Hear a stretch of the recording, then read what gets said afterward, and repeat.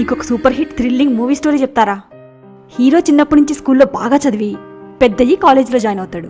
అక్కడ హీరోయిన్తో పరిచయం అయ్యి లవ్లో పడతాడు. కాలేజ్ స్టడీస్ పూర్తవగానే హీరోకి సూపర్ జాబ్ వస్తుంది. హీరో హీరోయిన్ పేరెంట్స్ నొప్పించి పెళ్లి చేసుకుంటారు. అక్కడితో మూవీ ఎండ్ అయిపోతుంది. ఇది మూవీయా? ఇందులో థ్రిల్ ఎక్కడ ఉంది? ఎంత బోరింగ్ స్టోరీ. కరెక్టే.